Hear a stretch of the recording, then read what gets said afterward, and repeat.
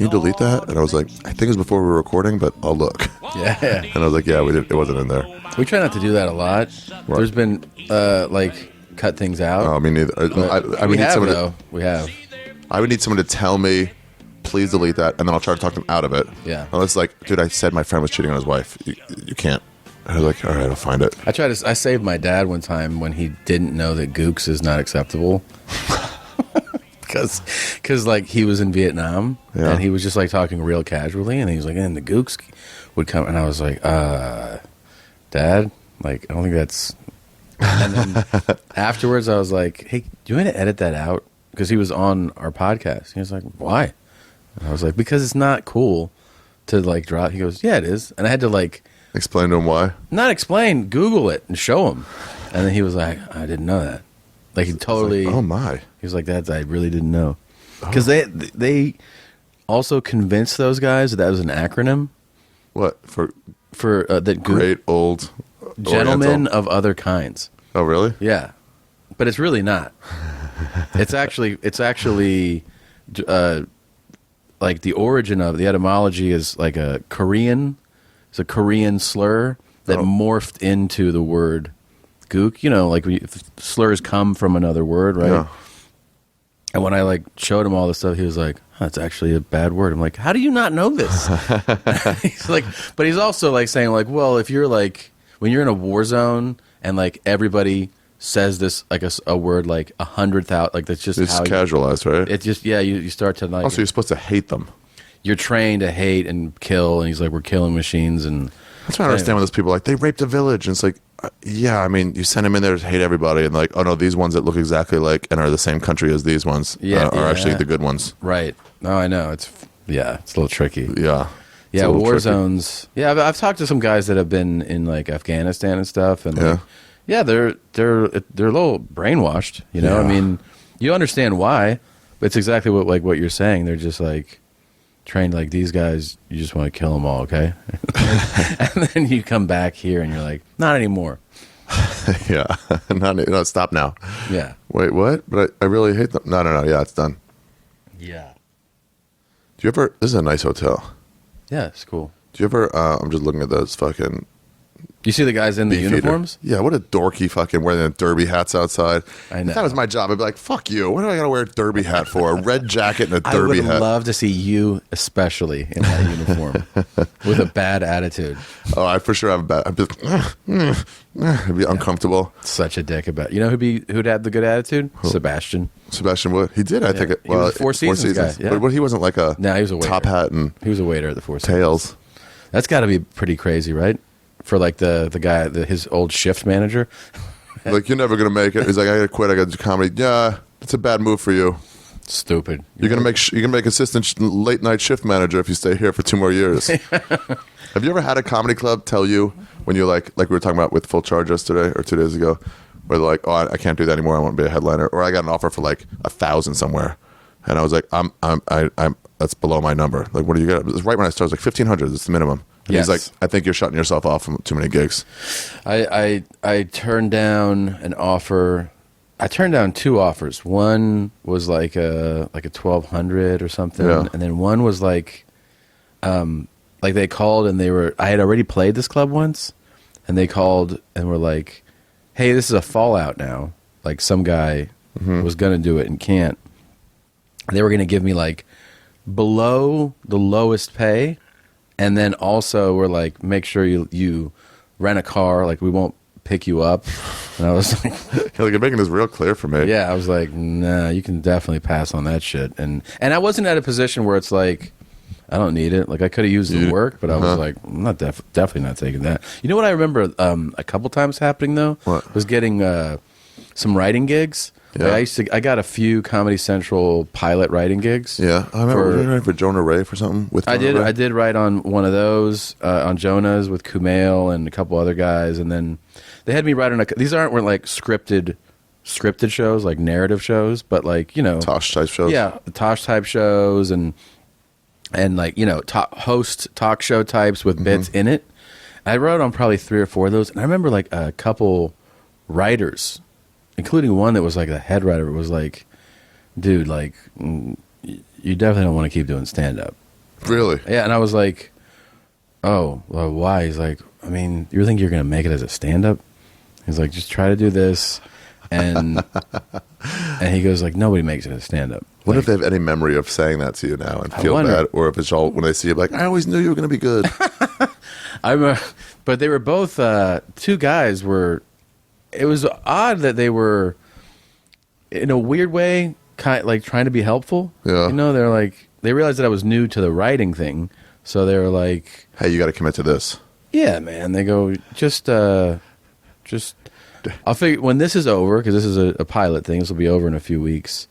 You know, if you give me your info, and I think I could probably get you onto something else, like, you need to, it's time to get serious about life, you know. David Taylor said he once got really great advice writing for Jeselnik Offensive, and they wrote the pilot, and they shot the pilot, and then it didn't go well. For Jeselnik's? Yeah. And then they were like, okay, we're picking the show up because they were so in bed with Jeselnik. Yeah. But they were like, we're going to totally revamp it. Like, it's not at all what this show is. Let's rethink what the show is going to be from scratch. But we're picking it up, which is like, clearly, like, they were in bed. Like, we want to be in bed with you. And so they sat there in their office for like an hour or two, and all the writers were outside. And Taylor eventually was like, should I go ask them if we should leave? And some old writer was like, no. He goes, they're mad. Do not give them a face to yell at. Right. To fire. He goes, this is just, let them talk in there. We'll sit here until we have to not sit here. Right. And he was like, oh, yeah, I guess that's smart.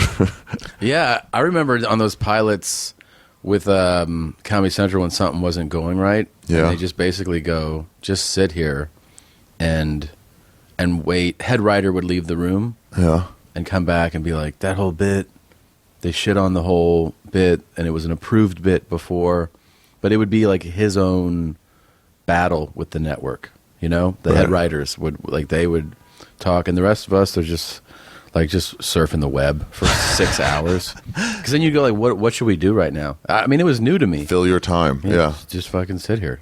Yeah. BJ Novak wrote a fucking book while he was sitting in the background at the office. Who did? BJ Novak. He wrote that book while I think so. There? Really? Because he had to sit there. He's like, you be in the shot, you got to be in the shot. He's like, well, I'm in front of a computer. That is and amazing. He's like, I'll just write something. And that guy's a winner. That's a Harvard winner. Yeah, he's a brain for sure. Yeah. What are the worst jobs you've had? Not even in Hollywood, but like, what are the...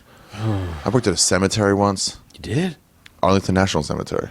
I worked at Splash, the relaxation spa. What is that? It's like hourly rental hot tubs in L.A. It's my first job. Really? Yeah, like people bring hookers in. Really? Yeah, on 3rd Street. It's gone now. But, what'd you do? Well, I went there because I thought spa would be cool because I like actual spas. Yeah. So I thought, oh, like a spa? I'll work at a spa. You know, I mean, I was 22. Yeah. And I go, you know what, fold towels and be like, hello, and it smells like eucalyptus all day. This is fucking great. Yeah.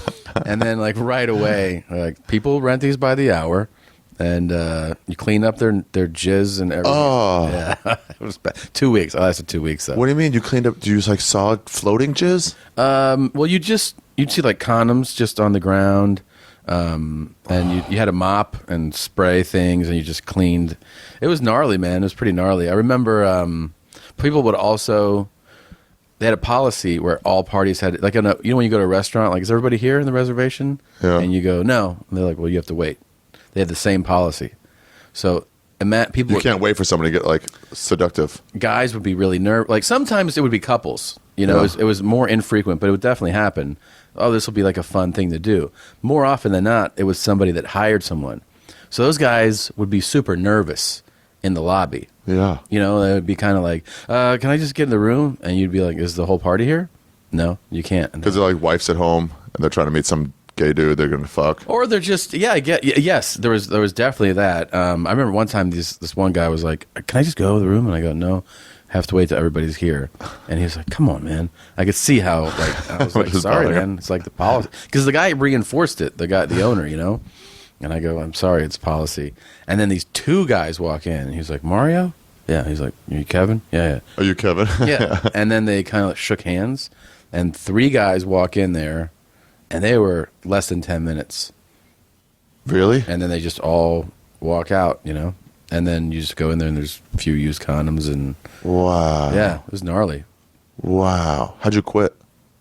I just realized this is like... It's not. It's seedy. It's gross. The owner, also too. You ever have bosses where seemingly normal, and then when they lose their shit, you go, "This is not for. I'm not going to be talked to or work with somebody like this." So he lost his shit on me one time, and I just looked at him like, "You've got to be fucking kidding me!" No, we're not going to be doing that. Yeah. So I just called him the next morning. I go, "You know what? I got another job." And he was like, okay. And he was subdued by that point.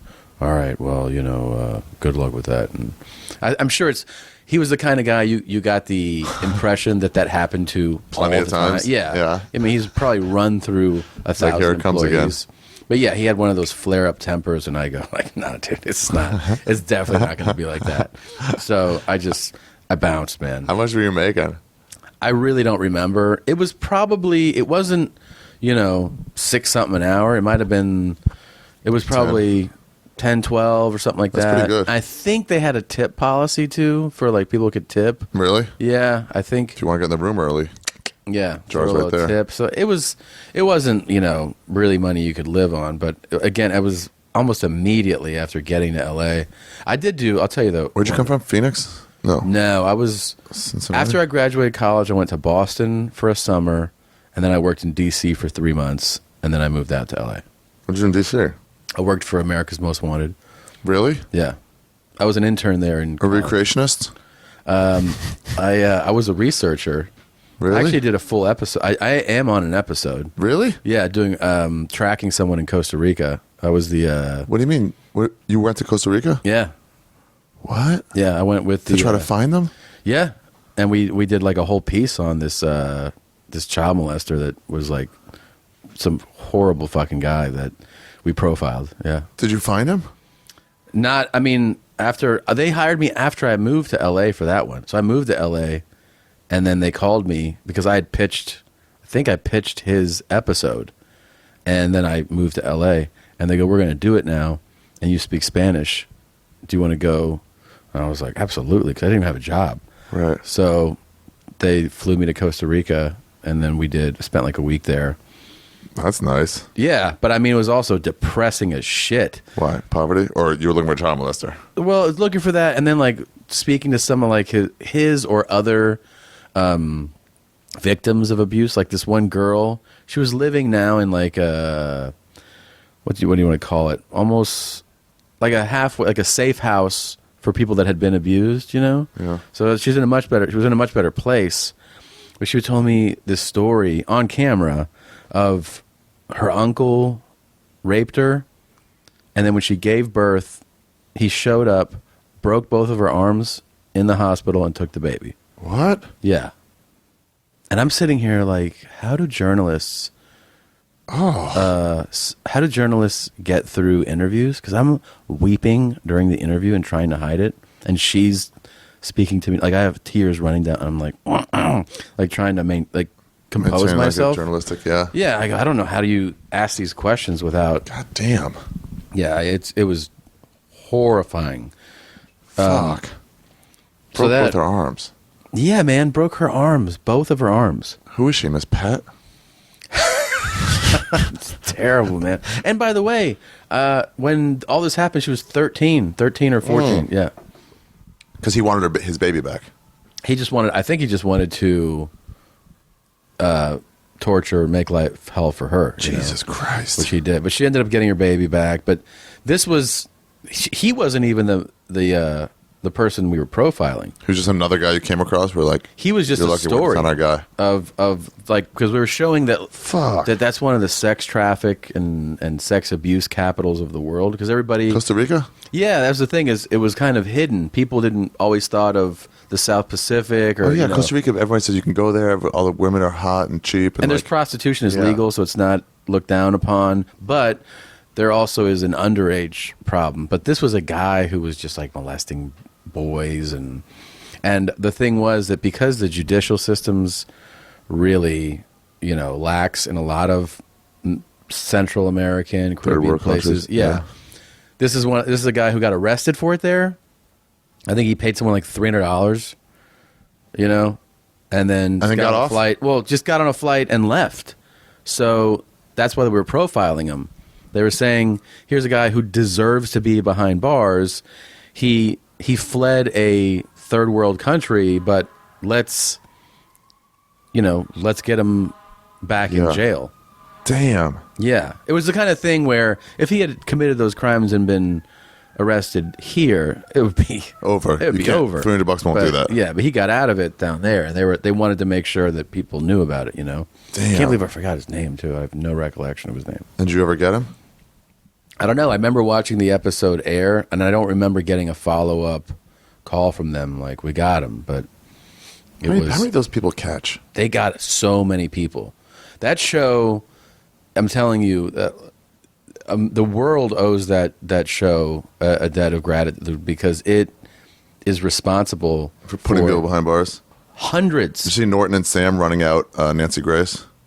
I was sent the YouTube clip, and I was a few minutes in watching it, and they were putting her to it, and I could sense the tension. And it's one of those things where I got a phone call or something during it, and I forgot to watch the rest. I think her point was like, what, Adam Walsh did it, and they were like, no, he was trying to catch people. You're just profiting off pain.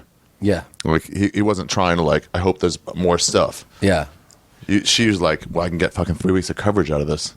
Right, fucking rape case. We're not even really trying to find who did it.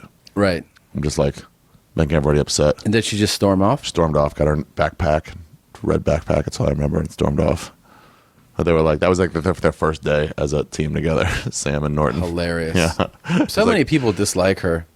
Really, they do. Yeah. I remember she was like shitting on like legalized marijuana in Colorado. She's like, "There's gonna be a crime wave." That's what she said. There's gonna be a crime wave. And then like 2 months later, she goes, "See, I told you this crime wave." And people are like, "Wait, what? What crime wave?" I remember what crime wave? The dueling Nancy Grace video, where she goes, I'm telling you something. I was a defender for I don't know how many years. Marijuana is not a dangerous crime. And then it freezes, and then it plays her now going like, marijuana is the most dangerous. As a prosecutor, I can tell you marijuana is so dangerous.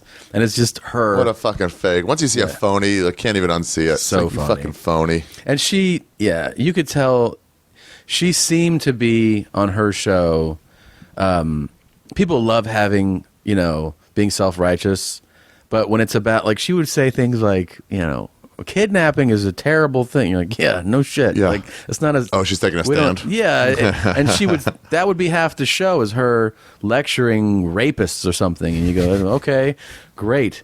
But what John Walsh did, I mean, he went through the most horrific thing that anybody could ever go through, losing a child like that to a horrible crime. Yeah, and then turning it into being the. I don't want other people to have this too. Yeah, he's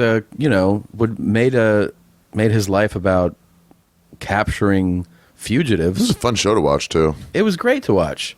And there's one time this man is a bad man. It got canceled, and there was such a blowback from The listeners. network? They brought it back.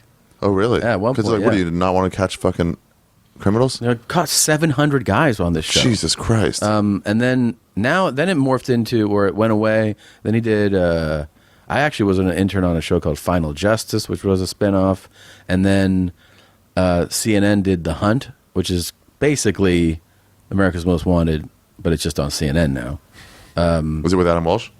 No, John Walsh. Adam was the son. Yeah. Oh, so John Walsh is the host. Yeah, I don't know if that's still on, but yeah, man. I mean that show did a lot. They got Whitey Bulger from that even. Really? Yeah.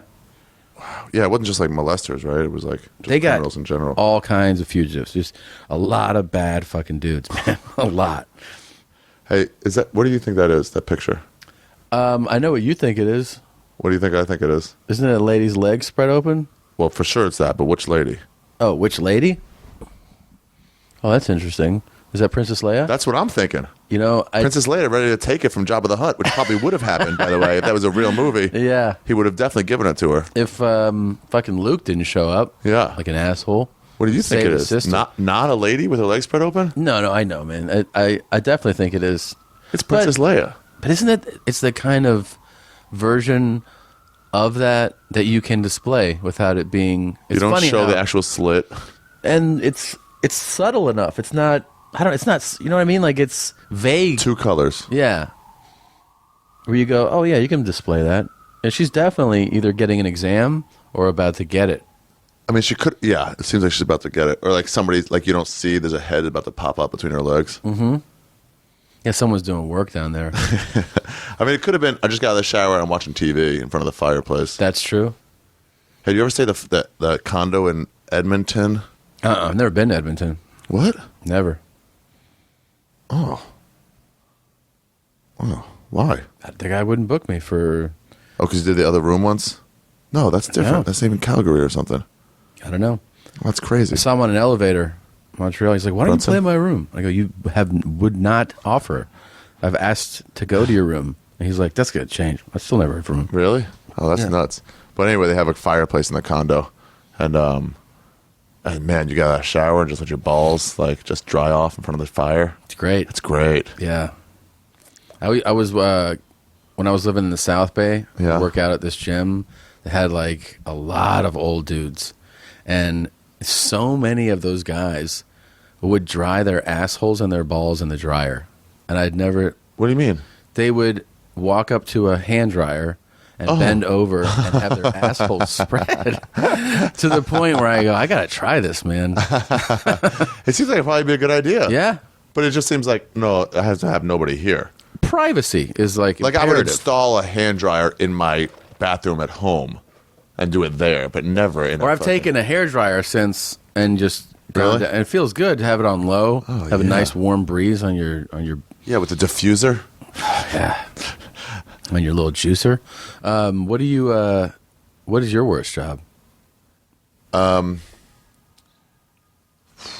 By the way, just to make it clear, that America's One was not. Not a bad job. Yeah, I wasn't saying that as in bad. Yeah. My worst job was, I worked at Arlington National Cemetery, I worked at Domino's, but I enjoyed both of those. Really, was Domino's okay? Yeah, Domino's was fine, man. I stole so much from them. I stole so much. Did I ever tell you my scam with that? No. So it was 30 minutes or you get $5 off. Right. So a lot of times I'm getting the pie at 32 minutes. You know, Do you already know this is a so free you already delivery? know, yeah, it's free not free, but $5 off. $5 They couldn't do off. free anymore because somebody got killed with a Domino's guy rushing, and they're like, no more of that. So it's $5 off, which is fine, you know. Right, And, 'cause pizza might be, what, $10, $12? Yeah, I think it might have even been $3 off, Yeah. but let's say $5. And so sometimes I would get the pie. They said anytime you get the pie after 25 minutes, just Yeah. call it free. Yeah. Just call it, $3 off, $5 off, excuse me. Mm-hmm. So I'd get it at 26, you know, and then sometimes I get there in like 2 minutes. And I'm like, well, then, I'm here on time. Yeah. It tells you the exact time the order was in. It's like, 2:01, and it's like, it's 2:30 now. It's 29 minutes. And so then I just wouldn't tell them. And then I would tell the store, That you were late or whatever. Yeah. here's the 10 minus 3. What was the range of tips? I averaged about $2 plus. We were in Potomac, Maryland, which that was or around there, White Flint. So it was like they had some rich people. They also had some poor ones. Mm-hmm. Never had that lady. when I was trained, I was some lady's gonna be like, come in and can I taste your special sauce like that? Yeah. Never even. Looking back though, I was a virgin. I might not have known what that Sure. would have been like. But man, what about now? Are you thinking about doing it now? I would if some lady's like, you want to come in for a second? Or if she, You'd crush it now.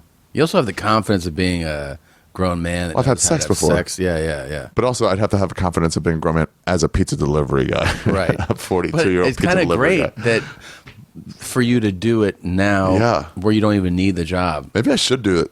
Yeah. That'd be a fun job. Absolutely. When I'm in LA, just daytime shifts. Do it a few times. Bring a GoPro maybe the third time. A hidden camera. Yeah. Yeah, that's not a bad idea. I got about $2 an hour, but then and then they paid you miles too, 15 cents a mile, Oh, great. which was more than your gas and maintenance. Which So it was wasn't nice. the worst. No, not at all. And I would sit there listen to Orioles games. I like being in the car alone. Yeah, me Same thing too. when I deliver flowers. Just listen to games. The most depressing, by the way, sitting in the car. I was a messenger for like a month in LA. Yeah. You know when A messenger for like a UTA type place. stuff like that. Yeah. Just people driving things across town. That was super depressing. Why? Because I remember they had a really confusing pay scale. It wasn't you're getting this an hour, or you're getting this really small fee.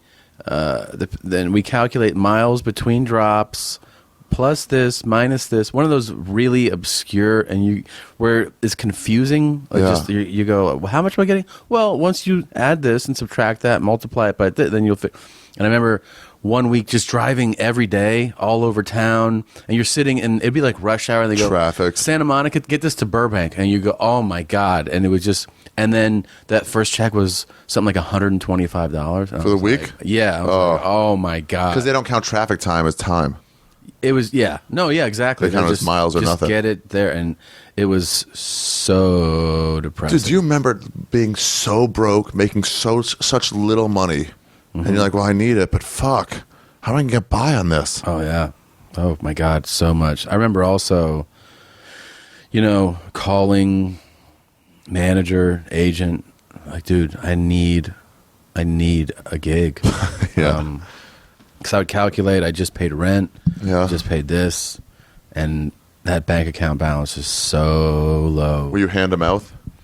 Well, I mean, I had floating 4 or 5 credit cards with varying degrees of, I mean, in super, like, not crippling debt, but in debt as a feature act for a couple of years. Making a because max of $600 a week. one time I remember doing Hartford Funny Bone. Yeah.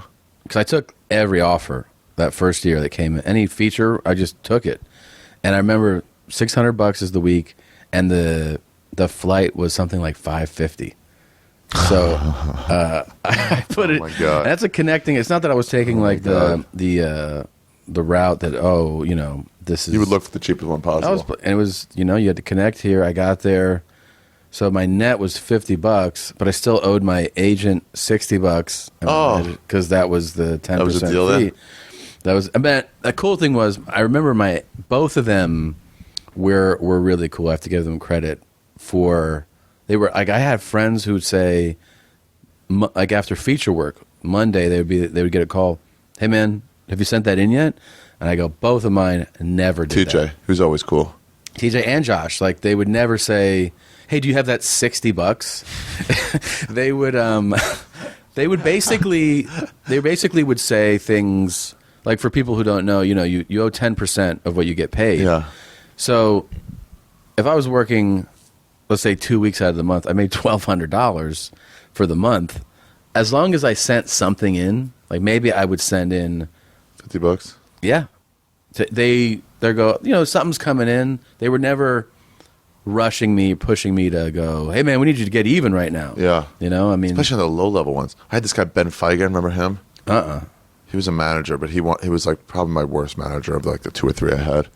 But like he was always like, yeah, man. I mean, you're supposed to pay me for everything. And it was like, so you don't want like stuff I get for opening for Rogan? He goes, yeah. Of course I do. Not cool. Like what? But I was doing it for him beforehand. Yeah, and you have no part in that. Yeah, no part in it. And then he was like, dude, we're a team, which that kind of made sense. Like everything we do, I'm at 10%, you're at 90% as a team overall. But then he was like not getting me anything. Right. We do that thing where he said, I can show you the stuff I've submitted you for. And towards the end, I wanted to be like, do show me. Enough of this. You can show me. Do. What was the firing like? I'll tell you that in a second. But he goes, yeah, I should get some of that Rogan money. And he goes, if it comes time, we can renegotiate that. And I was like, do not call him. Tell me right now, you will not call him or his manager and ask him for more money. Please tell me right now. And he's like, well, I just think, I'm like, do not call him. He is paying me more than anyone pays. Do not call him. Oh yeah, that's. I mean, the Comedy Store had that all the time, where managers would call in and try to like push Mitzi. And she's like, give them no spots. She's like, you're not going to overrun me. Some fucking manager, agent. Fuck you. She goes, I'll give spots to who I think is worth it. So if you're representing your client's just been represented as a bully. So goodbye. Wow. Yeah. The firing was, I finally decided I needed to get rid of this. I went to Montreal to Nasty Show. First year in Montreal. Did you ever go as a new face? Mm-hmm. Okay. I know they wouldn't take me as a new face. They told me to stop trying. Well, what year did you go for what was your first year? 2007 maybe? Yeah. That was my new face year. Oh, really? Yeah. I wonder if I saw it. I think my new face, I think it was Schumer, Nikki Glazer, Matt Bronger. Oh. I was thinking of the class. Might have been 2006 then. But that's nice. It's a good class. I think so. It really does open things up for you. Even if you don't crush it, you're still part of the system now. Yeah. But now it's weirder though. yeah. So he didn't go to Montreal. He was like, I don't need to. I'm like, come on, man, it's my first big thing.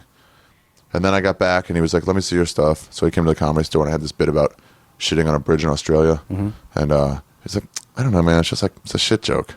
And I was like, oh, just so you know, for that thing that I needed you at that you didn't go to, that was the main thing. The industry was like, oh, I love that. That was so funny. And so, like, I'm having this moment in my head as he's talking to me. Yeah. Where I'm like, I'm getting the cold sweats outside the Comedy Store. Because it's like, what the fuck? And then I'm like, in my head, he's talking, and I'm going, In my head, I'm having a full conversation like, well, I'm going to have to drop him. Yeah. I don't think I can work with him anymore. And he was going to get me a meeting with the half-hour people. Yeah. To like, give me reviews on my half-hour submission. So I waited till after that.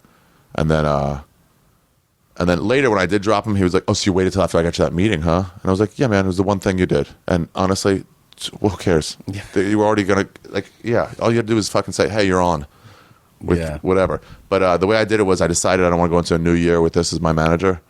So I called like December 20th or something, 15th, whatever it was. And they're like, hi, we're on break until, January 3rd. So please leave a message for whatever. And I was like, fuck. And then I called back. I was like, hey, man, I don't want to do this anymore. I think we got to go our separate ways. And he called me like January 25th. He was like, what the fuck is this message? I'm like, you're just getting it now? From a month ago? Yeah. And he was like so mad that I did it over voicemail, which is like, I guess I shouldn't have, but fuck him. How should I have done it? Yeah, I think he does. What company was it with? It was anonymous, I think. Okay.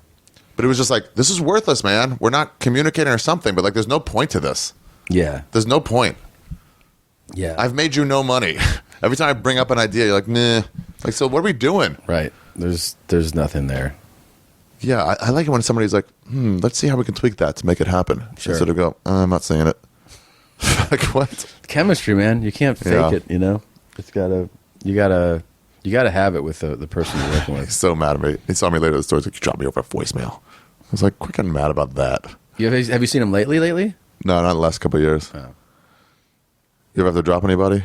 Oh, yeah, I know you have. Yeah, it's uncomfortable. It's hard. It's terrible, man. It's hard, too, when it was a good relationship for a while. I know, it's terrible. Do you, by the way, I can't get this out of my head that, you know, when you prefer taste-wise the less sophisticated version of something. In other words, somebody goes, let's get Starbucks. And you go, Starbucks, Let's garbage. get gas station coffee.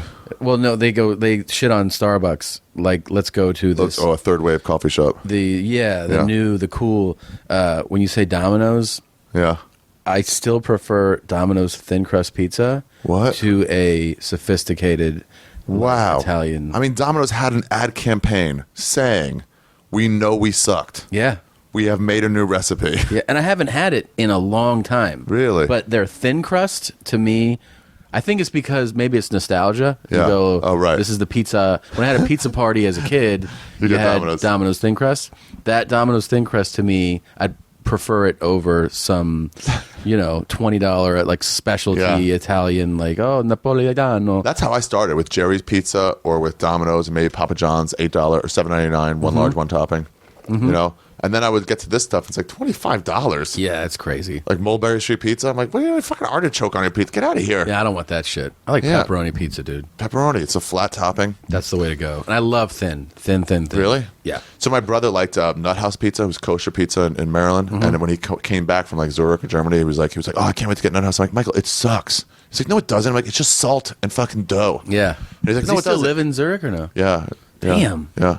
He might have moved to Germany now. No, I think he lives in Zurich. Is he fluent now in multiple languages? Yeah. Must be. Yeah. What, in he gets German? by pretty good. German, Swiss, maybe some French. Because Switzerland speaks three countries. Is he working banking or something like that, or no? Something like that. I know he wears a suit. Wow. That's about as much as I know. And do you folks get to see him? They went to visit. They might be visiting right now, actually. And then he comes to visit like every year or so. He's a family guy, right, or no? Yeah, he's got 2 kids now. 2 kids, yep. Yeah, it's weird. He was such a fuck up. So both of us. And then he just got it together. I'm like, fuck. You both are like killing it, man. Yeah, I guess so. Your parents must love that. They liked it when I was like on TV and stuff. Yeah. Like commercials and stuff. Like, oh, maybe you're okay. Yeah. But even my success is still a fuck up to a religious Jewish family. Sure. My mom once was like, when I went to HBO and I took my dick out, she was like, why do you have to do those things She's like, I told all my friends to watch, and then Your penis come on. out? And I was like, no, it's HBO, man. It's a giant thing. Is your brother religious? Nah, he married a non-Jew. Oh, that kills them, right? Kill mom or no? Sort of, but they already have kids from the other ones. Okay. 2 girls. They're okay.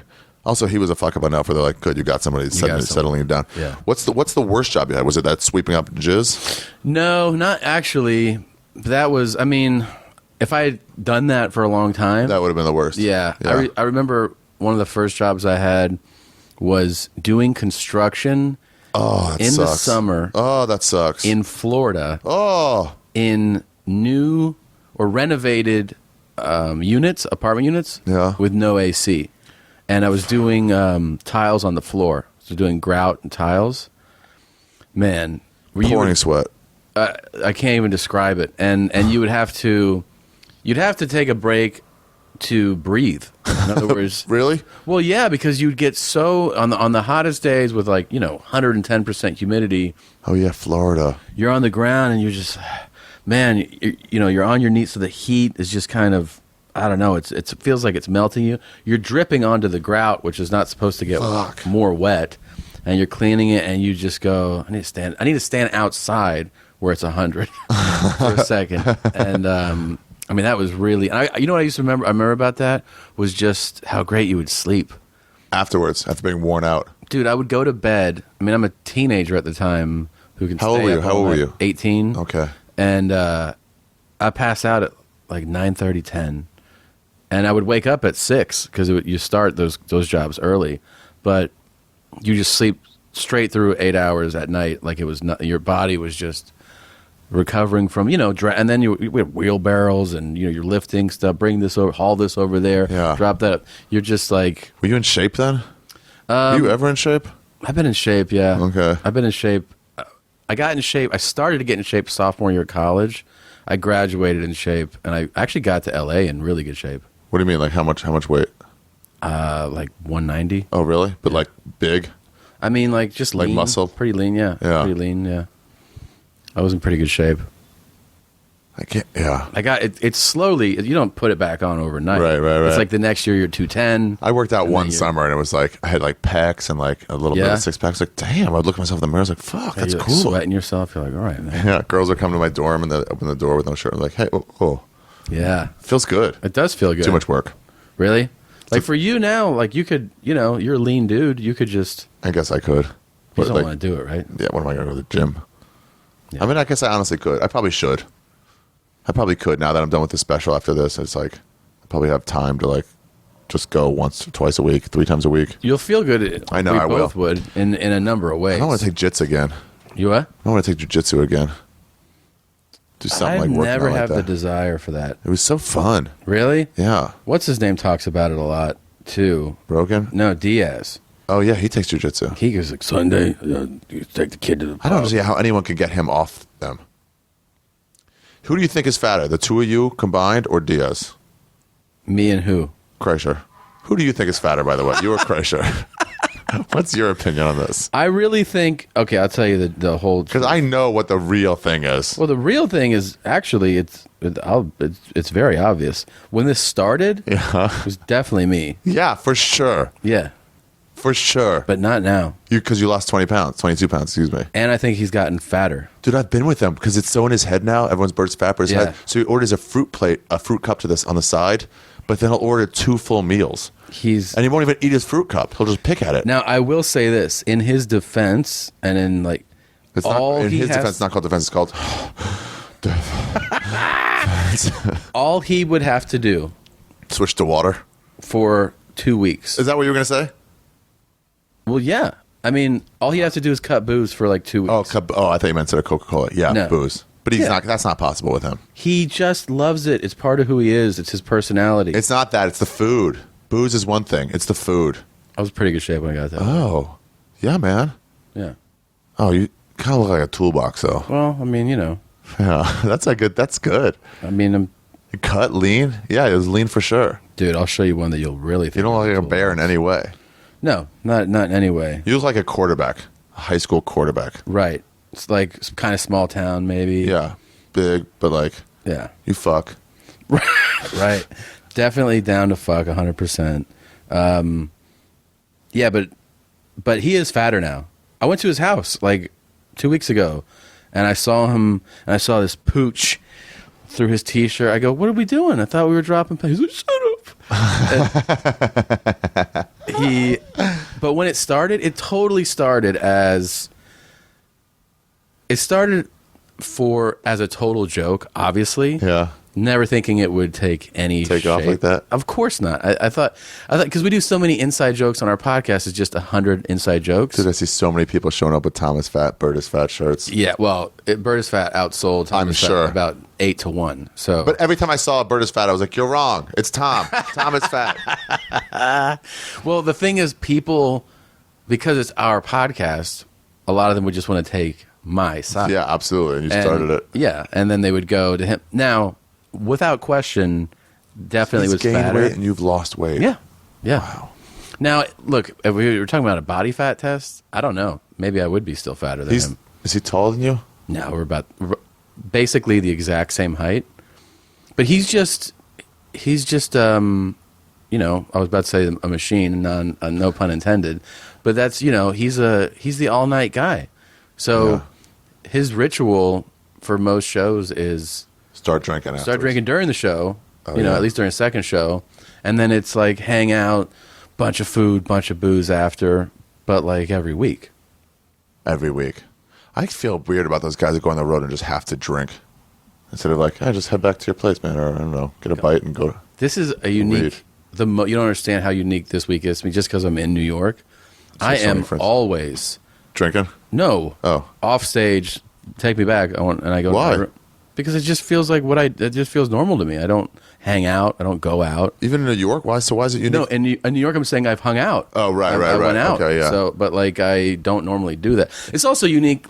I don't think people appreciate, or maybe you do when you live here, but 99% of the time when you're done with your late show, everything is closed in every city. Yeah. So is it amazing being on the road? You party all the time in Kansas? Yeah, no. It's over, dude. It is over. Yeah. I mean, you're hoping to get back in time for the pizza delivery place to. You're just like, is anything open? And they're like, what are you looking for? Yeah, food. There's a drive-through, and that's it. That's what they're they tell like. you. All right. Or I've gone to a gas station, like warm up a burrito. Dude, first headshot. Let's see. Wow, you look like Costa a little bit. That was wow. Yeah. What year was that? 2002. Damn. But that was for acting. It wasn't. I was.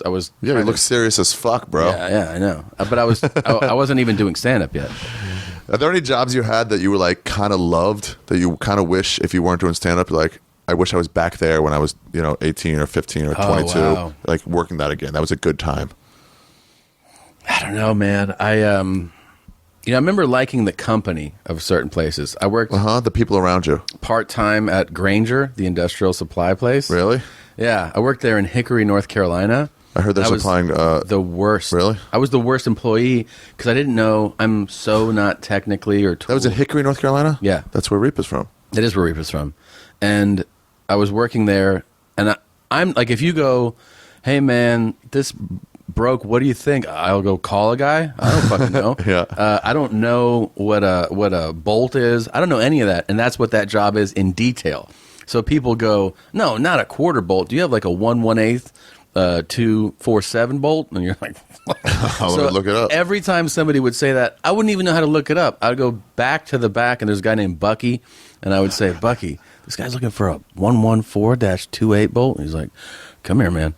And he would go open the book and show me like a child. How old were you? 19, 20. And he would go, go in the warehouse, aisle 3, down, and that. But those guys, I just liked being around those guys. Yeah, they were like a different breed of dude. They were all really blue collar guys. Blue collar guys are fun to hang out with. They were fun to hang out with, man. And one of them killed himself. I remember. No way. Yeah, man, that was really fucked up. No it was way. after I stopped working there, but I remember I heard that. And on purpose? Yeah, he hung himself. Oh. And I remember. Here's the thing. Imagine throwing a rope over a beam. Just that motion. Dude. Like, I'm doing this. And you know what I went to in my memory? What? The one time, because I'm a college kid at the time. I'm in college when I worked there. So this is a part-time job. And I remember these guys were all, so I'm 20, average age of these guys was 40, right? Maybe late 30s to mid 40s. Yeah. So they're about 20 years older than me, basically. And one time he goes, you want to go, maybe I'd turned 21 or something, and you want to go grab a beer? And I go, sure, man. Yeah, let's go have a beer. You know, and we just hung out and had a beer, and he talked to me about like how he dated this girl and he really loved her, and she was a single mom, and he wanted to adopt her kid. And he's like, but like I don't think she wants to date anymore. Like I don't think she wants to be together anymore. Oh. But he goes, I really want it. I still just want to be in that kid's life. I remember him telling me all that stuff. And I was a young man, so I just remember feeling like, wow, this guy really like wants to love somebody. It's what it felt like. And it just stuck with me that how much because he didn't express that at work. Right. It was like we were having this personal conversation. And then I think, I remember that second semester of senior year, I had to take 20 plus hours to graduate on time. So that was the only semester I didn't have a job because I was taking so many classes. Yeah. And then I think it was shortly thereafter I talked to one of the other guys, and they go, you know, he killed himself. Over the girl? Well, they didn't specify why. Yeah. I just remember just keep remembering that I had this conversation with him where he was. How long before did you have the conversation? I don't remember exactly, but it was probably somewhere within a year before that happening, you know? In the movies, they always make it like if you kill yourself, it's over something that happened. Right. But I think in reality, it's just like depression. I think it was just depression, and you could see he just wanted, you know, he wanted to connect more, and he wanted to have this, wanted to be a part of a family, it sounded like, you know? I was just... Damn. Oh, man, it was just gut-wrenching to hear. Blue-collar people are fun to hang out with, though.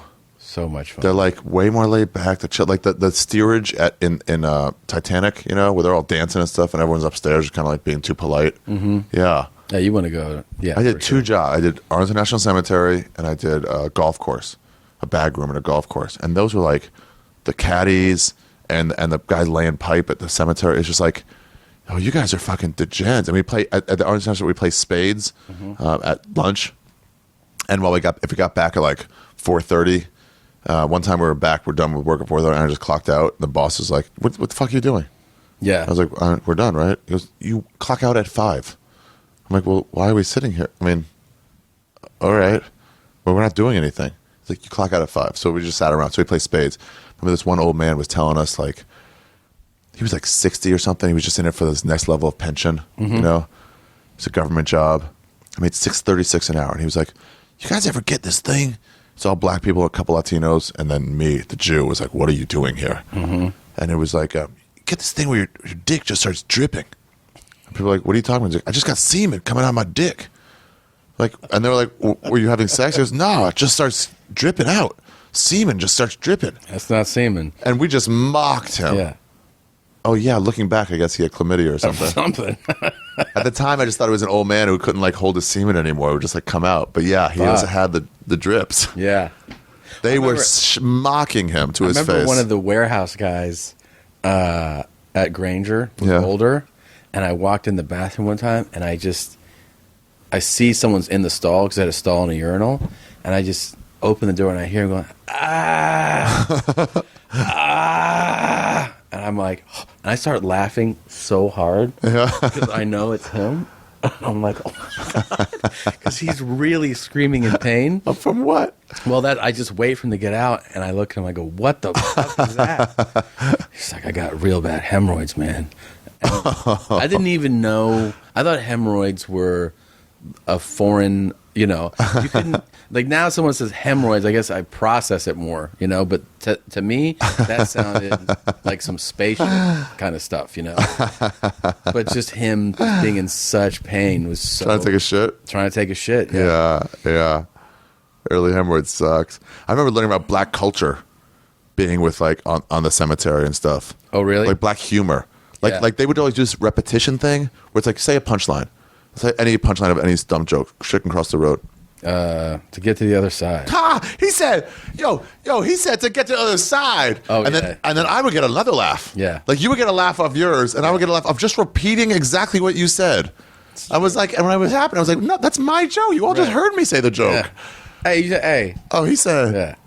Hey, he's stupid. I remember in college, this basketball guy, if I was joking around and like trying to get on a roll on something, they'd always be like, man, you stupid. Yeah. And I'd be like, why the fuck do you... I didn't understand what the slang meant. Yeah. I was like, why do you call me stupid? I'm like, you're funny. I'm like, why then? Why stupid? And why stupid? Dude, we were at the roast battle once. It was me, Renazisi, and Chappelle judging the roast battle. Mm-hmm. And Chappelle said something. We were starting to get looser and looser throughout. You know, Tiana was there too, but she just gotten blackout drunk. She was like, put her head down. So I was like, all right, fine. This is at the store. At the store, yeah, the best one. And then he said something. It was like funny, and I remember he like looked back because I was laughing, like appreciative, and I was like, this is so stupid. And he just kind of like got a serious face, like, what the fuck? Oh, and for real? Yeah. And I was like, I don't know if I read into it or not, but it was like stupid. And he was like, Should have been like, no, black stupid. Black, no, because I want to fit in with you. Yeah. Man, you stupid. Did I not say the accent right? I remember that he said thing I went to public school in Milwaukee. Yeah. In the suburbs, but they had Why? We lived there, and they had this 220 program, which was they would bus in the inner city kids, which is just black kids, and so it became just a mixed school, but all that shit was class all day. Was the black kids going like, man, he said, like and hitting each other, like falling over each other. Yeah. You know, which you still see in clubs or just like falling over each other, doing the walk around and then coming back. Which, by the way, Chappelle still does to this day on stage. Yeah, I can see through it now on stage. He dropped the mic, hit himself with it a couple times. That's his move. Yeah, and I saw him Wednesday at the Gramercy, and he's sitting on a stool. Says something, hits the leg. Hits the leg of the stool, yeah. He gets around it. Yeah, it gets up, walks all the way in a circle, comes back. Just like those kids in middle school did. It seems with him that it's almost a little bit on autopilot, where sometimes he'll just like see where he can hit the mic and hit it a couple times and then go back, but there's no like joy in his face when he's doing it. Right. It's almost like, now it's time to do this. Well, maybe it's, it's so ingrained in who he is now. It really gets the crowd going, too. They love it. It's almost like, oh, we're all in this together. Mm-hmm. I love that shit. He said... It makes you feel so good. Yeah. You're getting more jokes off your joke. He said he ain't going to go there later. Dude, I had a guy at the cemetery, one of the guys on my little crew, and we paired off. If we did a good job, he would put you on like magic wand duty, which means you could just like water the flowers around the tomb of the unknown soldier, which is so much easier than picking up these big fucking long pipes. Yeah, and you had to drop them in male to female and lay them down a whole row like that, like on that field, male to female all the way down. They're hot. You have to wear gloves because they're baking in the sun. You know, you lay them and then you turn it on and the water goes on. But and then you go to another one, turn the water off, pick those up, put them on a truck, drop those off, then pick up the first ones. But you get magic wand duty. It's fucking easy. Yeah. Or picking weeds. And then my friend told me, he goes, "Oh no, you don't gotta fill up this trash can. You just gotta get some newspaper and ball that up, and then cover up the newspaper. And then it's like you picked a hole." And so we did that, and he goes, "Let's just sleep behind these cars." That's the best. I mean, I learned how to be lazy from these people. I remember a PA telling me when I did some PA work in LA, I got a random job. He goes, and he was an older guy. He goes, "So the key is, man," he's like, "I know you're new to this shit. You got to look like you're doing shit, and that way no one asks you to do something." He goes, "So you see that cable right there? Just pick it up and start wrapping it around so it looks like you're doing something." And that way, and I looked at him like, "You're a fucking just a scumbag," you know, because he was wrap a cable. Yeah, he goes, yeah, he goes. So you just do that, and no one will ask you to do something else. And that was his game all day. Look like you're doing shit, you know. I was a site rep in LA for a while. What does that mean? That is where, so like, let's say this hotel puts this room on the market to shoot a TV or film in. You had to make sure they didn't bust walls? You were, the property, the hotel, hired a site rep company. Site rep company sends you to go, dude, you cannot drill a hole in this wall. Right. And also, you can't ruin the integrity in any way of this. And you kind of make sure you're just policing the property. That's one of the laziest jobs you could do. Because you just show up and you just sit. Yeah. Like the medic at Doug Benson's getting dug with high. He's like, oh, right. Let me know if you need anything. Right. But that's it. Yeah, that's basically the same thing. Well, we're getting you an Uber, so nobody overdoses on weed, so you're fine. You're fine. But this black guy, he showed me this thing once. We were out in one of the fields, and we used to lay in the open graves for shade and stuff, and like pretend like we were vampires. But he like showed me, he's like, all right, what is this? And he picked up his shirt, and I just saw the head of his cock over his belt. Like he would like put his dick up, and I was like, "What? Oh, dude!" He asked you, "What is this?" Yeah. But then I remember like going like, touch it? Did you touch it? No, I didn't. I remember going like, "How does he get it above your waistline?" Yeah. There was a first big human in your face dick that you saw. Like, got to be my dad's. Oh, your dad's? Got to be my dad's. The balls were so long. I guess I have the same now. My dad's balls. Yeah. I remember seeing him from behind change. Yeah. You know, I walked into his bedroom, and he was just like taking his pants down. I was like, oh, it looked like pig nuts. They were so fucking enormous. Dad, how do you fucking walk with those? Dad, no. Yeah. I remember going to the community pool. You know, there was like a community pool when I was a kid. Yeah. I was probably 8. And these teenage dudes were changing. They had bushes, and you're like, Jesus. I didn't realize that there's hair there yet. Yeah. And you're like staring. Yeah. But not even in a sexual way. You're just like, what the fuck? Yeah, it's like, you know, a little kid like points at someone in a wheelchair. Like, mommy, look. Yeah. And the mommy's like, oh my God, please stop. Please stop. Why is he fat? Yeah. No. No, we don't. We hide that. Adults don't share that. Yeah, I guess if I had a job to go back to, it would be either the cemetery or the golf course. Yeah, we would just watch Price is Right. Yeah, and just scream. Or honestly, you know what is even a better job? Phones at the Comedy Store, working with Jim Painter, working with all the guys, just hanging out. I never had a job like that. That could be hanging out, especially with people that you. It's all about the company, right? Yeah, somebody Caparulo would bring in his fucking Nintendo. We'd hook it up, and Duncan was like technically our boss. Mm-hmm. So he's like, "No, you can't play Nintendo at work." We're like, "Why? We're answering the phones." He's like, and he really subtext. He goes, "Because I can't." Right. Because I gotta fucking wait for Mitzi to call. Why are you guys having fun? Yeah. Because fun is ultimately what it's all about. It's all about that. Yeah. That's any college or any job. It's about like Dude, who are your even coworkers. Now, the whole idea is to have fun. It's the like the best part of bringing. I learned this from Rogan. The best part of bringing someone on the road is that it's someone that you can have fun with. So you don't get flack from the clubs of like who you bring in. How can you can't bring a guy? Never. I'm just starting to a little bit get like, okay, you can bring somebody.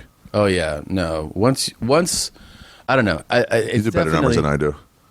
Well, but there's somewhere, but now there's definitely no way they could say that to you, dude.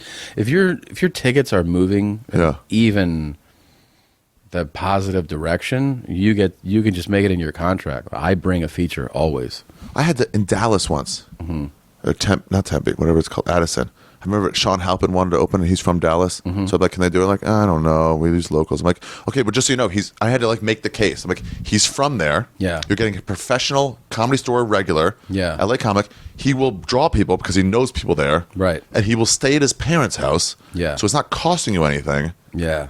I'm like, you got to explain to me how he can't do it. Sure. And I asked him 4 months out, so it's not like you're going to bump I won't bump anybody, you know? Sure. And they're like, all right. I remember the nose. The nose, yeah. Uh-huh. Sure, because that was 3-4 years ago. Yeah. They would go, I would say, I want to bring, and they were like, absolutely not. Well, some people ruin it. Like the Danes of the world who would bring like shitty comics. You know, or certain people that would bring like, or Eddie F., the guy who was like fucking around. Really? He'd bring that guy, and he was like, yeah, it'll be fun. We'll make fun of him. Oh, he'd bring the guy that lives on his couch or something? Yeah, and it's like, dude, that's not for the show. That's not the best thing. But like, it's like, I'm not going to do that. I want the show to be good. So I don't want to sit there with some 45-year-old feature doing 28 minutes. Yeah. Like, come on. No, then the most upsetting part is they would put people on your show who you would go, you never thought about this as a show, right? Right. You just thought about this guy needs work, or I want to give him work. And this doesn't go with me at all. Doesn't go with me at all. And, you know, or the guy that would do 20 minutes of crowd work before you, and you're like, dude, you're making me do a crowd work show. It's almost like, look, as a comic, do whatever you want. Right. But this is a show. Right. So like when I was open for Rogan, if I had to deal with like a heckler, I would keep it real minimal. Occasionally, like I was like almost in my head, I'm like, Rogan, sorry, I got to deal with this. This guy's fucking really shitting on me. I got to like, but like generally, it's like I don't want to ruin the show for you. But I remember like Tripoli once we went on tour together. Yeah, me, him, and Rouse and Neff, and he would do this thing where he'd bring up like 3 people on stage. And he'd have like one guy doing karate, like, up and down the stage. Somebody else motorboarding a girl. And then someone else singing the Star Spangled Banner. And I was like, Tripoli, you can do that all you want. You got to go last. Yeah. You cannot do that in the middle or one from the end. No. It's just like, that's the end of the show. That's a show ending. What did he say? He said, okay. Yeah, that makes sense. Yeah. I was like, we're switching off, but let us know. If you want to do that, it's fine. You just go last. That's totally fair, though. Yeah. Yeah, if you're a headliner who wants to do all crowd work, that's okay. Sure. If you want to do 3 minutes up front to get going and get them on your side, 5 minutes up front, fine. But like, MC, I had an MC that did crowd work. really? Yeah, and I told him you can't do it. At all crowd work? I go, dude. This isn't a. If you were doing a 10-minute spot on a showcase show, do whatever you want. I go, this isn't for me. You're making the feature act After work? You're making him have to adjust to what you feel like doing. Yeah. I go, it shouldn't work that way. You're the MC, start the show, and do material. And he was shell-shocked. I don't mind a little bit of crowd work and then get into it. It's such a false start to be like, hi, you guys, I was at the store today and I noticed. I agree with you, but I think if you're an MC and you're doing 8 minutes of crowd work, it's not, I don't think it's fair actually to the middle act. I really don't. I was in West Palm with Jessica Michelle Singleton, and she just goes out just to straight off jokes. And I was like, so you never think to do like, hey, how you guys doing? What's up? Good to be here. She goes, man, why? I don't have much time. Right into it, yeah. She was like, is that wrong? Like, it's not wrong, no. Just like, I just don't do that, but yeah. you can get them was going. She middling?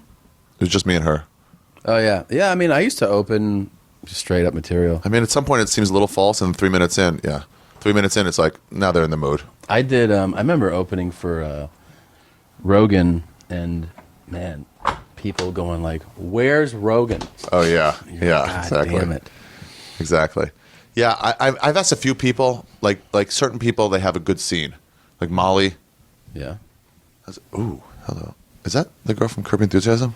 Kind of looks like her, but it's not. You sure? Yeah. This girl's younger. I can't look at her. Like craning over to look. Christina just texted me. Are you and Ari going to talk about jerking off for 2 hours? No, not this time. That was the last podcast I did with you. Here, it was all masturbation stuff. That's a fun one. That was fun. I just need topics. That's funny. Yeah, I should start bringing people. But anyway, like in Mali, I'm like, oh, that's fine. You have a scene, but like, please get me like the best guy you have. You know? Yeah. Like, get the show going good. Oh, I want the strongest. Yeah. Yeah. Yeah. I know. When you emphasize that too, it just depends on that person kind of knowing comedy too. Yeah. The sensibility of the booker. Some of it's that. I've also had people like Brunson once, he put a black act in the middle and had like a more like alti act in the beginning. Mm-hmm. And he was like, is this the wrong order? Like, maybe, but I don't know.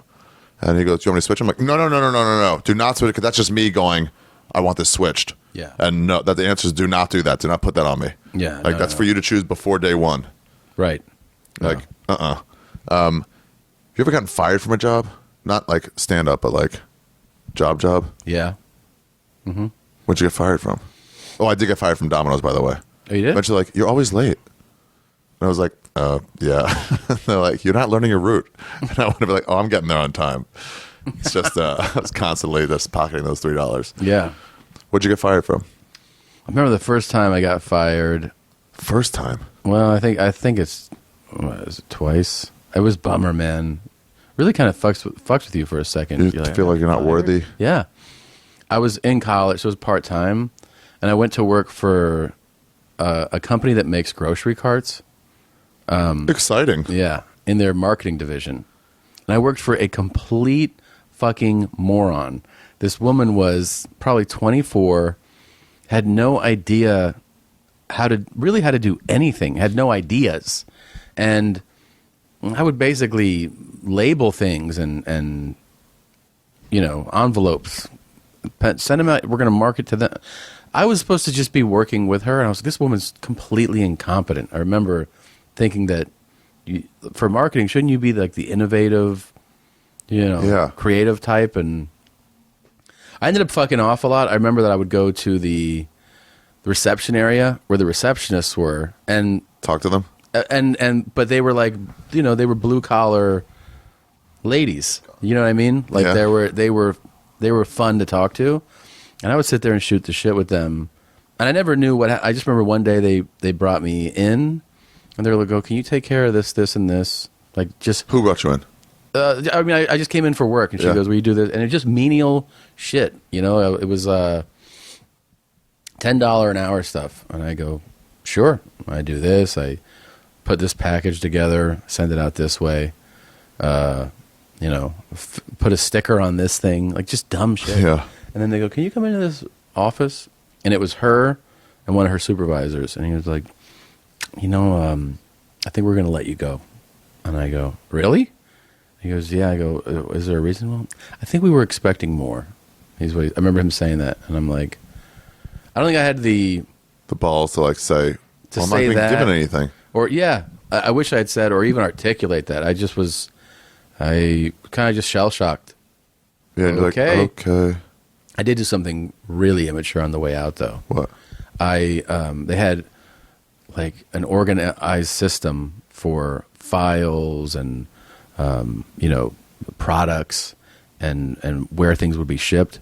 And I went and I switched a whole bunch of them so that it would be impossible to find. Yeah, and mislabeled a few things, and that was my revenge. That was my child. What would you have said now if they fired you from that job? Now, how would you have been like? She's not doing anything. Oh my God! If me now was in that position, I would say I have to sit with you for a moment and go over what my experience has been working for this person for the last 3 months. Also, because like you're out, so it's like I'm letting you. I'm scorching the earth before I go. I want you to know that she's had me put stickers on things. She's had me mail envelopes, and that she's brought absolutely we haven't even had in conversations about marketing. She's just had me do the most menial things, and you're saying that I'm disappointing you, not that this person that is on your staff, an executive, is completely out of their league and doesn't know anything about marketing and doesn't bring any marketing ideas to the person that works under her. So you can go ahead and let me go. I'm happy to go, but I want you to know she's garbage. A completely incompetent person working for you. Yeah. It sucks to get fired. Even at Domino's, when I knew I was stealing, and I ran out of gas once, so I was like real late getting back. Oh, yeah. And then it was like, you're just not letting your route. I was like, yeah. And I had a paycheck waiting for me. It took me like a month to get the courage to go back in and to show my face. I was like, when I did go back, I was like, hey, I'm here for that. Like, oh, hey, yeah, it's over there. Like, nobody even thinks about it. Yeah. No one cares. Everyone's in their own world. Yeah. I'm trying to think if I got fired again. I don't really remember, man. I did remember Chibo on Sunset? Yeah, yeah. I worked there when it opened. When a girl I dated, her brother owned it. Yeah? Yeah, Sarah Reinhardt. Was her brother... And they also owned Pache. Yes. Yeah. Wait, was her brother the executive chef? Maybe he was executive chef. It was something big in the company. Okay. Because there's two guys. One was the executive owner, the chef, partner owner at Pache, and he was the actual chef guy, right? Yeah. And then there was the blonde, real tall dude who was just the business dude. Yeah. And the two of them, and the chef was such a volatile artist type, like straight out of what the fuck is Central this? Cast. Oh my God. Uh-huh. And he would come in to the restaurant on his cell phone. Well, what the fuck? Like screaming. So unprofessional, like so terrible. So, and it was always with his girlfriend. I was fucking there. What the fuck is your problem? Screaming into the phone, and you're supposed to be like, "Oh, this is acceptable behavior." I'll wait till he's done. Like, hello. Yeah. So we need more sardines. Oh my God. But I remember working there when it opened, when it was just a sandwich. They just made sandwiches. Chibo. Yeah. Yeah, they had pizza after that, right? Then they upgrade. I mean, I went there once or twice. I worked there for a few months. Yeah. Diaz said they had a good happy hour. See, but before when that first few months that it was open, Yeah, they did the minimum, and they expanded afterwards. I don't know. Is it still around? Might be. I think so. Yeah. Well, maybe not. I don't know. If it would, I wouldn't notice it'd be gone. That fucking chef was crazy, man. Oh, I remember this. I go, you know what I want to do? I had like this romanticized version of being a chef, because I like cooking. So Yeah. I was a counter guy, taking orders, handing people their food, working the cashier. And I told the guy, like, I want to learn how to do the kitchen stuff. And he goes, okay, be here at 7 tomorrow morning. Really? Yeah. And I go, all right. And I showed up, and I used to just every night just do bong rips for before going to bed, right? And that was like the routine. But I always had that morning weed hangover. Yeah, we're still kind of high, but you're like worn out from it. Dragging, cloudy. Yeah. But it would wear off by 11 or noon or something. But at 7, you're like, whoa. So I would show up like, dude, what's up? And I remember he told me he's like, go in the kitchen, get the prosciutto and like slice, like 40 slices of that or something. I go, all right. And I'm the worst at, will you grab that or will you find that? Like I'm the guy who just, for everything, my whole life, open 6 cabinet drawers. If you go like, Tom, find the cup right now, I'd be like, where is it? I have to be told. So I'm in that kitchen. Or in the walk-in freezer for like 10 minutes, opening things, and then until somebody else, I go, where's the fucking prosciutto? He's like, in that drawer. I fucking walk out, and I start slicing, and the chef goes, that's bacon. And I'm like, oh. And I'm there a couple hours, and he goes, dude, you're a smart guy, you're a capable guy, but you really got to pick this shit up, man. You really got to pick it up. And I'm like, okay. I think I did one more day, and I go, I think I just want to go back to counter service. And I just was like, really? I'm done with this. Yeah, which I kind of regret in a way. Not learning how to really cook? Yeah, I feel like I could have, obviously, when you really want to do something, you just do it. Yeah. So I don't think I ultimately really wanted to do it, but... Exactly. It's like when people are like, why don't you call me back or text me back? It's like, I'm sorry, I was so busy. It's like, yeah, but you texted some people back. Right. It's okay, but you should understand that means you didn't want to. You didn't want to. It's the working out thing too, by the way. Yeah. If you would want to, you just do it. If to you having the pecs and the abs means so much, it just becomes what you do. Yeah, I don't miss spots on stage. Right. I mean, twice a year will I call the stand and be like, oh, hey, I can't do tonight. I got something came up. Yeah. Like, I'm gonna turn the heat up. Yeah. Yeah. What was I just going to tell you? I forgot just now. Yeah, exactly. I heard a thing. This guy Harris Pete, he used to work the door at the store. He was also a practice goalie with the Kings. Mm-hmm. So he got to know Gretzky.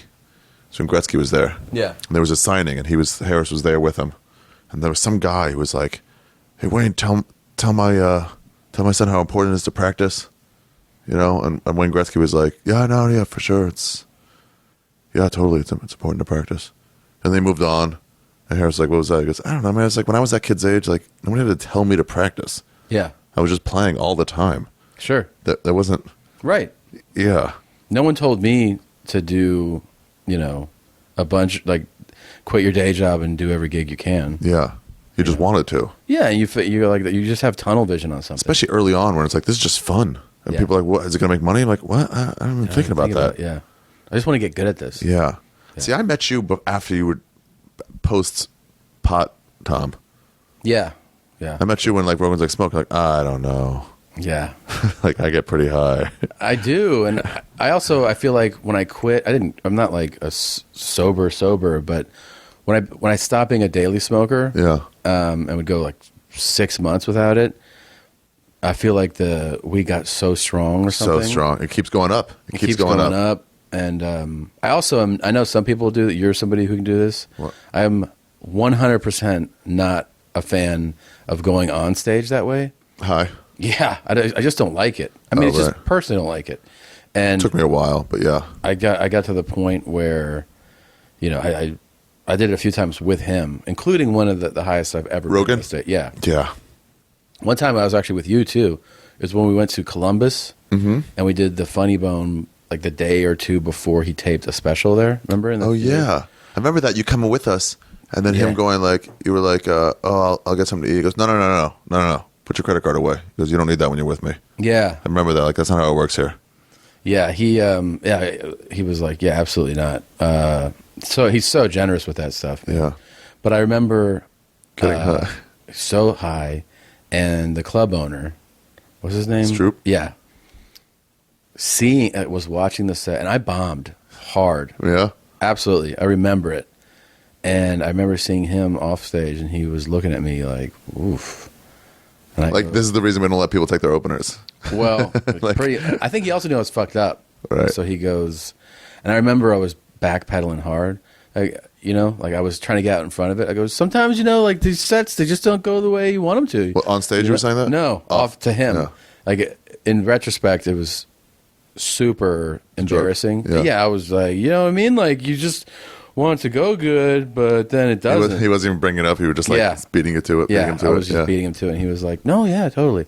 And then now when I see him, we always joke about it. But he was like, yeah, you were just not focused and just kind of all over the place.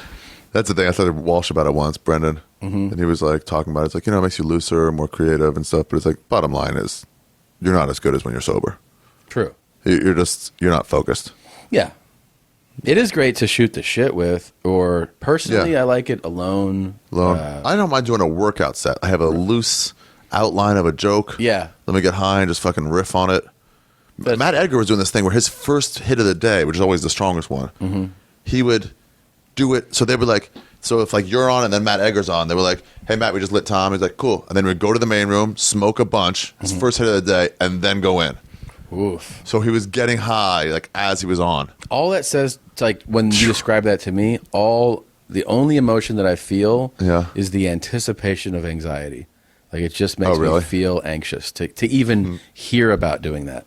Yeah. My favorite thing would be chilling out by yourself, watching Family Guy.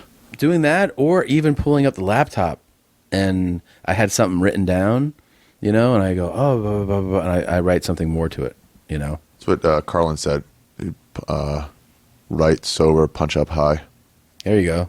Yeah, I think that makes sense. Yeah, it does make sense. But, do you ever get into did you ever fuck anybody at work? I don't think so. I don't, unless I count the Comedy Store, which doesn't really count. No, I did not. No. Did you ever get in a fight with anybody at work? Not intense, not like a physical fight. A couple shouting matches, but nothing really intense or anything like that. Did you? The store for sure. The store was a whole different thing. Yeah. It wasn't even a job. It was like, hang out here. Part of these hours are going to pay you $6 an hour. And then part of them we're not going to pay anything. So all those guys now, because, I never really came up in the store. Yeah. Those are all comics, right? The guys. Except for the bouncers outside. The guys in the patio who are checking IDs in the patio. Yeah. Those are because of the shooting where now they need actual security guards. So those guys are real security. Yeah. And the old lot guy, Chewy Bravo, something like that, who had a fucking axe wound to his head. Chewy Bravo was the little dude on Chelsea. Chewy, oh yeah, it's not him. Chewy something. Yeah, you're right. Chewy something. I knew that guy too. But everybody else, phone guys, door guys. Those are all comics. Yeah. Covered with people. Interesting. Yeah. Otherwise, what's the point? And even the guys who weren't, after you worked there for 6 months, they're like, can I try it? Yeah, you get to go up on Mondays. Yeah. So, sure. She wanted it that way. She was like, Yakov Smirnoff worked bar back. Wow. She was like, I want you in here looking at comics. I'll get you a job. I'll make sure you do okay. A job, if you got a job there back then in the 80s, that was a sign of her saying, I like you. You've got something here. Let's be part of this family. How about now? There are a lot more non-comics working those jobs. But the door guys are all comics. They're all comics. The guys who are showing you your seat or showing people their seat, those are all comics. Most of the phone guys are comics. That girl Chelsea, the real hot one, that used to date Benji, I don't know if she is or not. Yeah. She's around it though. But yeah, that was the point. It was like, these are only comics. So then the problem is like when you had to throw somebody out, it's like, I'm not equipped. I'm just a fucking 140-pound comic. Yeah. Do those guys get time? Yeah, Mondays. And then they also get to be in enough where they can go up on the belly room show sometimes. And then if Adam likes what you're doing, he's like, I'll make you a non-paid regular. You can work out upstairs on certain That room is shows. the best sometimes. Belly room? Yeah. Best vibe. For sure. Always friendly and happy. Almost always. Yeah. And OR is kind of the battle room. Yeah. It's changed now, though. We talked about this. It's just different. It's just like... And main room is just... I never really liked the main room. No? I was always pissed I couldn't get in there. And then when I did it for a few times. And then it was like a bunch more times. And it was almost like... But you get paid more there. You get a door split. Right. So you can make like $200, which is important. But like, instead of 15 for the other room. Right. But like, all being equal, it was like, I'd rather just go back to the OR. Yeah. And now that I don't need that exact money, it's like, yeah, put me in the OR. Yeah. I don't know. Have you ever had to fire anybody? No way. I can't imagine you would be in a position of hiring or firing anyone. I was in a position of hiring and firing. Where? At a post-production company once. Really? Yeah. Did you well, first did you hire people? Yeah. I hired... What would you look for? Man, it was a learning experience. I was overseeing the logging department. Yeah. So people log. For people who don't know, they log. When they shoot reality shows, you basically have cameras going All the time. Yeah. Oh, yeah. So what happens is the story department needs to be able to search for, pertinent conversation. Or Hey, when even, did so-and-so yell at so-and-so? Not only that, also to what's called Frankenbite things, which is to make someone sound like they're saying something that they're not saying. Taking things out of context intentionally? Intentionally. I like that. Sweet, sweet ass. If like you that. have even, now that you know it, if you're have just pay attention to the audio, if you watch a reality show, you'll hear audio that doesn't match all the time. Wow. And that's what that is. But in order to do that, and they'll do things, by the way, like you could say, yeah, I fucking love New York City. And later you said, like, I hate this burger. And they'll put, I fucking hate New York City. Wow. They'll do shit like that. So, anyways, so the story department needs that so they can piece stuff together and give it to an editor and go cut this like this. So the logging department literally logs entire tapes, everything. And you have to Watch and type. You have to watch and type, and you have to watch and type gestures just so they have reference to that. Oh, really? Here they rolled their eyes. Here they stammered a lot. So they can have that if they need to put it in. You write all that down. So I would oversee that department, and I had 6 guys and girls working 24 hours a day. So there was just day and night shift going just to keep up with that amount of tapes. And tapes, by the way, from reality shows aren't sent. They send people to pick them up just so that nothing could happen to the tape, Somebody gets on a plane if you're shooting in the field and flies the tape. Really? Back. Yeah, personally. I mean, I guess if you lose it, you're fucked. But Yeah, you have to have it on your person. I remember realizing that you can edit anything you want. It was after Comedian, the movie Comedian, with Seinfeld and the other guy, Orny Adams. Yeah. And they were like, he really made him out to be a dick. And I do know you can do that. Joe Wagner worked for a Limit Date, I think. No, Blind Date. Mm-hmm. What was that one where it's like some like air bubbles of stuff? Yeah, Blind Date. Blind Yeah. Date. And he goes, we get all the footage, and then we choose what to make this guy into. We can make him a jock. We can make him a poet. We can make him dumb, smart, fucking rude.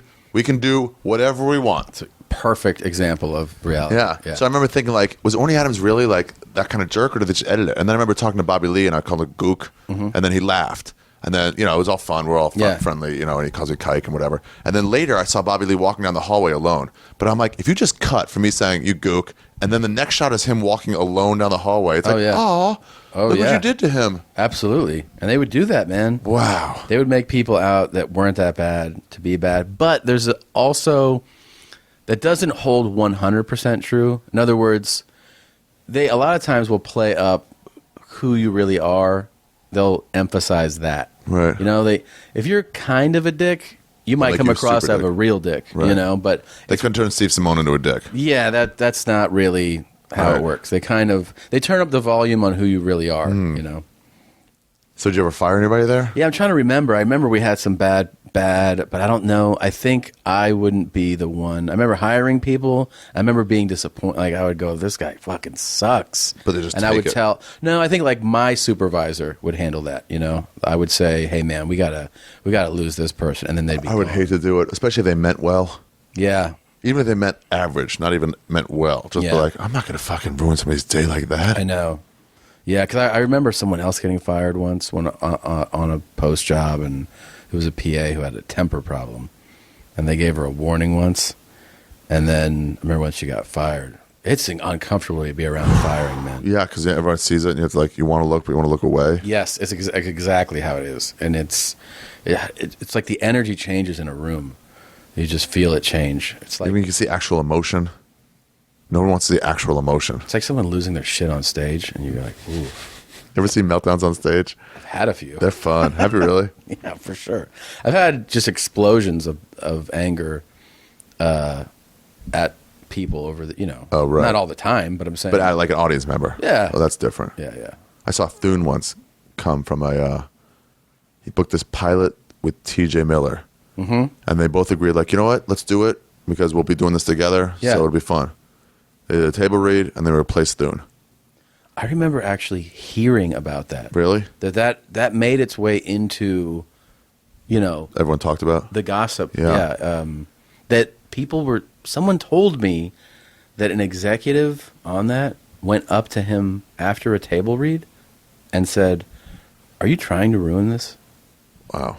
And I was like, that is, I don't know if it's true. Yeah, it's like you don't even know what's a table. I'm just reading the lines, right? And I was no. that sounds really harsh to say to someone.